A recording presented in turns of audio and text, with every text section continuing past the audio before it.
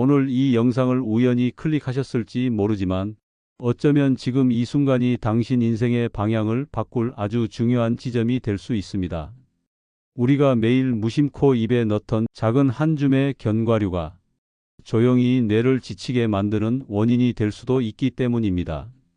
저는 오랫동안 시니어의 뇌 건강과 노화를 연구하면서 한 가지 사실을 깊이 깨달았습니다. 뇌는 나이가 들었다고 해서 무조건 쇠퇴하는 기관이 아니라는 점입니다. 뇌는 언제나 노력하면 반응하는 생명체이고 더 좋은 환경을 만나면 천천히 회복하고자 하는 강한 본능을 가지고 있습니다. 그리고 그 회복의 출발점이 바로 오늘 당신이 내릴 아주 작은 선택일 수 있습니다. 많은 분들이 이렇게 말씀하십니다. 견과류는 무조건 몸에 좋은 것 아니냐고, 오랜 세월 건강식품의 대명사였다고, 젊은 사람부터 시니어까지 누구나 쉽게 먹는 안전한 간식이라고 말입니다. 그런데 연구들을 하나씩 펼쳐보고 임상 보고들을 비교하고 오래 사는 사람들의 식습관을 분석해 보면 어떤 견과류는 우리가 미처 인식하지 못하는 방식으로 염증을 높이고 혈당을 급격히 흔들고 간과 신장에 부담이 되고 결국 뇌까지 지치게 하는 숨은 요인이 될 수 있다는 사실이 반복적으로 확인되고 있었습니다. 특히 60살 이후에는 같은 음식을 먹어도 몸의 반응이 완전히 달라집니다. 예전에는 문제없이 소화됐던 식품이 어느 순간 더부룩함을 남기고 단맛이 조금 강한 음식에도 혈당이 크게 올라가며 밤에 숙면을 취하는 능력 역시 눈에 띄게 줄어듭니다. 신체는 더 신중하게 다뤄야 하는 단계로 들어가고 뇌는 작은 변화에도 민감하게 반응하기 시작합니다. 이때 잘못 선택한 견과류는 단순히 하루의 컨디션을 망치는 정도가 아니라 몇 달, 몇 해 동안 뇌의 기능을 서서히 떨어뜨릴 수도 있습니다. 제가 연구자 입장에서 특히 강조하고 싶은 것은 뇌 건강을 악화시키는 요인은 대부분 조용하게 그리고 아주 미세한 변화를 통해 쌓인다는 것입니다. 갑작스러운 사건처럼 보이지만 사실은 오랫동안 누적된 작은 부담들이 뇌 기능을 흔들어 놓습니다. 뇌 안개처럼 머리가 흐릿한 느낌, 단어가 잘 떠오르지 않는 경험, 잠을 잤는데도 개운하지 않은 아침, 예전보다 반응 속도가 떨어진 듯한 느낌. 이런 증상들은 대개 작은 염증과 혈당 변동, 그리고 회복 능력의 감소가 겹쳐 나타나는 신호입니다. 그리고 이 변화들은 충분히 바뀔 수 있습니다. 견과류는 아주 강력한 영양 덩어리입니다. 하지만 이 말은 장점만큼이나 단점도 강력하다는 뜻이기도 합니다. 좋은 견과류는 뇌를 지키고 회복을 돕지만 피해야 할 견과류는 뇌와 간, 혈당에 큰 부담을 줍니다. 문제는 많은 시니어들이 어떤 견과류가 자신에게 맞고 어떤 견과류는 조심해야 하는지 전혀 모른 채 견과류면 다 좋겠지라는 믿음으로 매일 먹고 있다는 점입니다. 오늘 영상에서 저는 이 오해를 명확하게 바로잡고자 합니다. 그리고 여러분의 뇌가 다시 회복할 수 있다는 희망을 확실하게 전하고 싶습니다. 이제 우리는 두 가지 질문을 분명히 해야 합니다.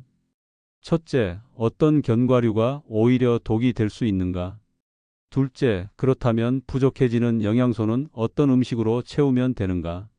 이 두 가지 질문에 대한 정답을 찾는 과정이 바로 여러분의 뇌를 다시 활기 있게 만드는 첫걸음입니다.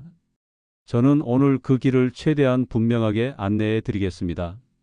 수많은 연구를 비교하고 시니어분들의 실제 식습관과 몸의 변화를 관찰하면서 얻은 결론을 진솔하게 풀어내겠습니다. 한 가지 확실한 메시지는 이것입니다. 당신의 뇌는 지금도 회복할 능력이 남아 있습니다. 그리고 그 회복의 출발점은 거창한 영양제나 값비싼 건강식품이 아니라 오늘 이 영상을 본 뒤 당신이 선택하게 될 음식 하나입니다. 이제 다음부에서는 조심해야 할 견과류 4가지를 구체적으로 설명드리고 왜 그것들이 뇌와 간, 혈당에 부담을 주는지 연구 기반으로 풀어드리겠습니다. 왜 어떤 견과류는 독이 되는가? 여러분, 지금부터 드릴 이야기는 단순한 음식 정보가 아닙니다. 이것은 제가 수년간 논문을 읽고 실제 시니어들의 식습관 변화와 몸의 반응을 추적하면서 가장 깊이 느꼈던 부분입니다. 바로 같은 견과류라도 60살 이전과 이후의 영향이 전혀 다르다는 사실입니다. 우리는 흔히 견과류를 건강식품으로 하나로 묶어 생각합니다. 하지만 연구자들의 시각에서 보면 견과류는 절대로 한 종류의 음식이 아닙니다. 각각 지방 구조가 다르고 저장 방식이 다르고 곰팡이에 노출되는 가능성과 혈당에 미치는 영향도 모두 다릅니다. 즉, 견과류는 이름만 비슷하지 실체는 서로 완전히 다른 음식들입니다. 젊을 때는 견과류를 조금 과하게 먹어도 몸이 알아서 균형을 잡아냅니다. 간도 강하고 신장도 여유가 있고 혈당도 금방 정상으로 돌아옵니다. 하지만 노년기에는 상황이 달라집니다. 회복 속도는 느려지고 혈관은 조금씩 단단해지고 소화기계도 민감해지기 시작합니다. 그래서 젊을 때는 아무 문제가 없던 음식이 이 시기에는 부담이 되는 경우가 많습니다. 저는 이 부분을 설명할 때 종종 이렇게 비유합니다. 60 이후의 몸은 고속도로가 아니라 잘 정비된 시골길에 가깝습니다.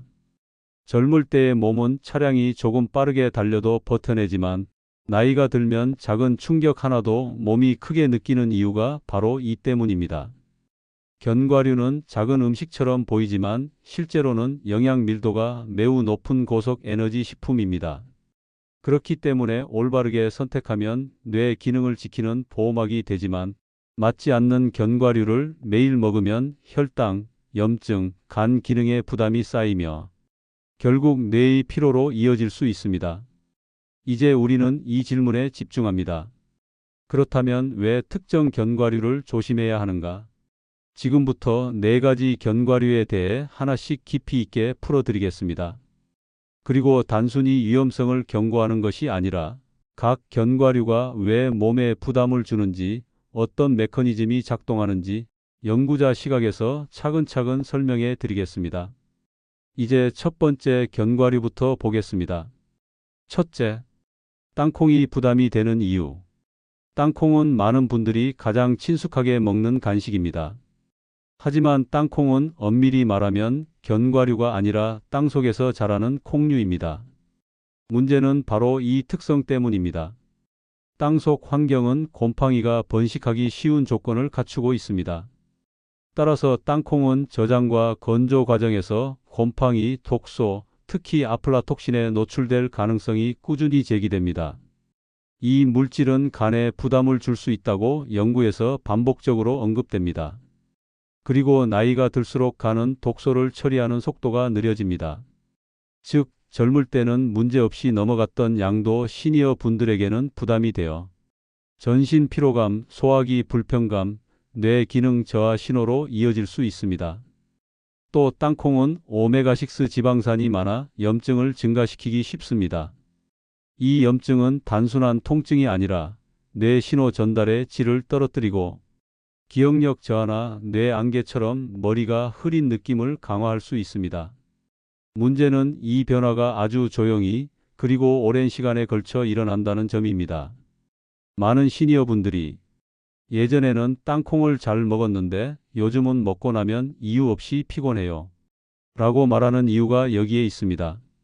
그래서 저는 땅콩을 습관처럼 매일 먹는 것만큼은 피하시라고 말씀드립니다. 가끔 소량으로 먹는 것은 괜찮지만 뇌 건강을 최우선으로 생각한다면 매일의 식단에서 천천히 비워내는 것이 안전합니다.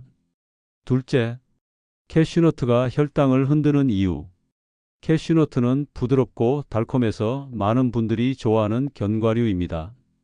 하지만 연구자들의 시각에서 본 캐슈너트의 가장 큰 문제는 견과류 중에서도 탄수화물 비율이 유독 높다는 점입니다.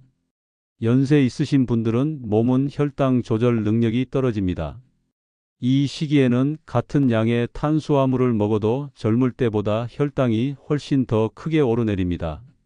혈당이 급하게 오르면 췌장은 더 많은 인슐린을 분비해야 하고 그 과정에서 피로감, 졸림, 머리에 무거움이 찾아올 수 있습니다. 이 급격한 변화가 뇌혈관에 어떤 영향을 미칠까요? 뇌는 혈당을 에너지로 사용하는 기관입니다. 혈당이 들쭉날쭉하면 뇌는 안정적인 연료 공급을 받지 못하고 집중력 저하, 짜증, 기억력 감퇴 같은 증상이 나타날 수 있습니다. 그래서 캐슈너트는 젊은 사람에게는 큰 문제가 되지 않지만 60 이후에는 뇌 건강을 우선으로 할 때 매일 먹기 어려운 견과류입니다. 셋째, 마카다미아가 소화기와 뇌에 부담이 되는 이유. 마카다미아는 부드럽고 고급스러워 많은 분들이 즐깁니다. 하지만 이 작은 견과류는 지방 덩어리라고 표현할 만큼 지방 밀도가 매우 높습니다. 전체 열량의 대부분이 지방에서 나오기 때문에 소화력이 떨어진 분들께는 상당한 부담이 될 수 있습니다. 나이가 들면 담즙 분비가 줄어드는 경우가 많습니다. 담즙은 지방을 분해해 흡수할 수 있는 형태로 만드는 역할을 합니다. 따라서 담즙 분비가 약해진 상태에서 지방이 많은 음식을 먹으면 속이 더부룩하고 소화가 더디고 잠자기 전까지 불편감이 이어질 수 있습니다. 그런데 이 소화 불량이 단순한 불편감으로 끝나지 않는다는 점이 문제입니다. 연구에 따르면 소화 과정에서 발생하는 염증 신호는 혈액을 통해 전신으로 퍼질 수 있고 그 염증은 결국 뇌에도 영향을 미쳐 산뜻함이 사라지고 머리가 무거운 느낌을 유지하게 만들 수 있습니다. 마카다미아 자체가 해로운 음식이라는 뜻이 아닙니다. 매일 한 움큼 먹는 습관은 피하는 것이 안전하다는 것입니다. 넷째, 잣이 민감한 이유, 그리고 왜 조심해야 하는가? 잣은 고급 요리에 자주 쓰이는 음식입니다. 하지만 잣은 견과류 중에서도 가장 산패가 빠른 식품입니다. 기름이 공기와 닿으면 변질되는 속도가 매우 빠르기 때문에 보관 과정에서 조금만 온도나 습도가 어긋나도 지방이 산화될 수 있습니다. 산패된 지방은 몸에 들어오면 염증을 증가시키는 방향으로 작용할 수 있는데 이 염증은 결국 뇌 기능에도 영향을 주어 집중력 저하, 피곤함, 머리의 무거움 같은 증상으로 이어질 가능성이 있습니다. 또한 잣을 먹은 뒤 며칠 동안 음식이 금속 맛이나 쓴맛으로 느껴지는 파인마우스 현상이 보고되는데 시니어에게서 이런 현상이 나타나면 식욕 저하로 이어져 결국 영양 불균형을 초래할 수 있습니다. 그래서 잣도 매일 먹기보다는 특별한 날 가끔 먹는 음식 정도로 두는 것이 더 안전합니다. 뇌를 지키기 위해 무엇을 먹어야 하는가? 견과류를 빼고도 충분한 영양 전략. 여러분, 지금까지 우리는 조심해야 할 견과류들을 살펴보았습니다. 그리고 많은 분들이 이 시점에서 자연스럽게 이런 질문을 던집니다. 그럼 이제 견과류를 안 먹으면 뭐가 부족해지는 겁니까? 대신 무엇을 먹어야 뇌가 편안해질 수 있나요? 이 질문은 너무나 중요합니다. 왜냐하면 대부분의 시니어 분들이 특정 음식이 위험하다는 이야기를 들으면 두 가지 극단적인 방향으로 움직이기 때문입니다. 하나는 공포에 가까운 과한 절제이고 다른 하나는 아무 대책 없이 원래대로 먹는 방식입니다. 둘 다 건강을 위해 바람직하지 않습니다. 저는 시니어 건강을 연구하면서 늘 이렇게 강조합니다. 음식을 빼는 것보다 더 중요한 것은 그 빈자리를 무엇으로 채우느냐이다. 단순히 피하는 것만으로는 건강이 좋아지지 않습니다. 올바른 대체 전략을 함께 세워야 뇌가 다시 안정되고 회복의 방향으로 움직일 수 있습니다. 그래서 지금부터는 뇌 건강을 위한 실질적이고 현실적인 대체 식품 전략을 단계별로 설명드리겠습니다. 여기서 말씀드리는 음식들은 모두 견과류가 제공하던 핵심 영양소를 충분히 보충해 주면서도 소화 부담이 거의 없고 혈당을 흔들지 않으며 뇌 기능에 긍정적인 신호를 보내는 식품들입니다. 첫째, 단백질을 채우는 가장 안정적인 식품들. 우리는 흔히 견과류에서 단백질을 얻는다고 생각하지만 사실 견과류가 주는 단백질은 양도 적고 소화도 부담스러운 편입니다. 쉽게 소화되고 흡수율이 좋은 단백질이 훨씬 중요합니다. 제가 가장 추천하는 단백질 식품은 달걀입니다. 달걀은 자연 식품 가운데 가장 균형 잡힌 단백질 식품이라고 불립니다. 특히 노른자에는 뇌세포를 보호하는 데 도움을 줄 수 있다고 알려진 여러 영양 성분이 들어 있습니다. 하루 1개 또는 2개 정도는 시니어분들도 부담 없이 섭취 가능합니다. 견과류를 먹지 않아도 단백질 부족은 생기지 않습니다. 둘째, 좋은 지방을 채우는 식품들. 뇌는 지방으로 이루어진 기관입니다. 그래서 좋은 지방은 뇌 건강의 핵심 요소입니다. 하지만 앞서 설명드렸던 일부 견과류는 지방 함량이 너무 높거나 지방의 질이 산화되기 쉬워 몸에 부담이 될 수 있습니다. 그렇다면 어떤 지방을 선택해야 할까요? 먼저 아보카도입니다. 아보카도는 과일 중에서도 드물게 지방이 풍부한 식품인데 이 지방은 혈관과 뇌를 편안하게 해주는 부드러운 구조를 가지고 있습니다. 혈당을 흔들지 않는 간식으로도 적합합니다. 둘째는 들기름입니다. 들기름에는 알파 리놀렌산이라는 식물성 오메가3이 포함되어 있는데 연구에 따르면 이 지방산은 뇌 건강을 유지하는 데 도움을 줄 수 있습니다. 다만 가열하지 않고 생으로 먹는 것이 핵심입니다. 셋째는 버터입니다. 버터는 많은 분들이 걱정하는 식품이지만 연구를 들여다보면 적정량의 버터는 시니어 분들에게 오히려 안정적인 에너지 공급원이 될 수 있다는 보고도 있습니다. 버터의 지방은 한 조각씩 섭취하면 소화 부담이 크지 않고 뇌가 필요로 하는 에너지를 빠르게 제공하는 특성이 있습니다. 이 세 가지 지방원을 균형 있게 활용하면 견과류를 먹지 않아도 뇌가 필요로 하는 지방을 충분히 채울 수 있습니다. 그리고 무엇보다 중요한 점은 이 지방들은 시니어분들의 위장과 혈당, 수면 패턴을 방해하지 않고 뇌가 편안하게 신호를 주고받는 데 도움이 된다는 사실입니다. 이 음식들로만 구성된 식단이라도 견과류가 제공하던 미량 영양소를 훨씬 더 안전하게 보충할 수 있습니다. 견과류를 먹지 않아도 되는 이유, 그리고 뇌는 어떤 신호에 반응하는가? 여기서 제가 드리고 싶은 중요한 메시지가 있습니다. 견과류를 꼭 먹어야 하는 사람은 없다. 뇌 건강은 특정 음식에 달려 있지 않습니다. 뇌는 특정 영양소가 들어오는 패턴, 혈당의 흐름, 염증의 신호에 반응할 뿐입니다. 견과류는 어디까지나 선택지 중 하나일 뿐이며 시니어분들은 그 선택지의 우선순위가 달라집니다. 뇌는 다음 세 가지 신호가 들어올 때 가장 건강하게 반응합니다. 첫째, 혈당이 출렁이지 않는 안정된 식사. 둘째, 부담 없이 소화되는 단백질과 자연스러운 지방. 우리가 앞에서 정리한 대체 식품들은 바로 이 조건을 모두 충족합니다. 그래서 견과류를 먹지 않아도 뇌는 충분히 회복할 수 있습니다. 뇌가 실제로 좋아하는 하루 식사 루틴, 식단은 이렇게 짜면 됩니다. 여러분, 이제 우리는 중요한 준비를 모두 마쳤습니다. 어떤 견과류는 시니어분들에게 부담이 될 수 있다는 사실을 이해했고, 그 영양소를 어떤 음식으로 대체해야 하는지도 분명하게 배웠습니다.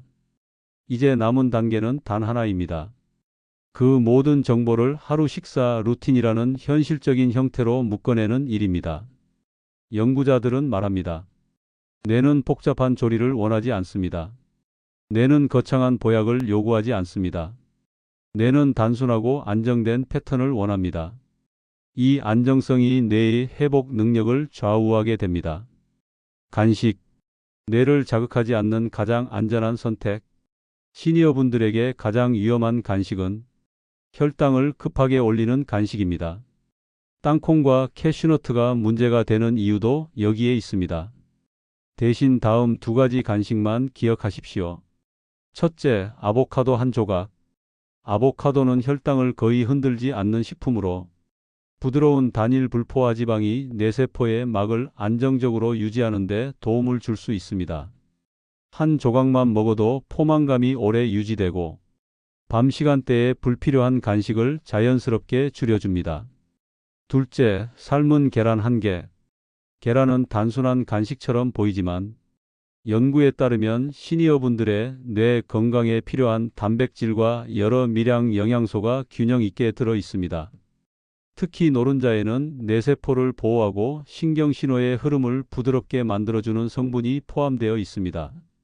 계란 한 개 정도는 부담 없이 소화되어 오후의 집중력 유지, 저녁 시간대의 피로 완화에 도움을 줄 수 있습니다. 다만 기름에 튀기거나 볶지 않고 삶거나 완숙 형태로 드시는 것이 가장 안전합니다. 이 두 가지 간식은 시니어분들의 혈당을 안정시키고 위장을 편안하게 유지하며 뇌가 과도한 자극 없이 차분하게 에너지를 유지할 수 있도록 돕습니다.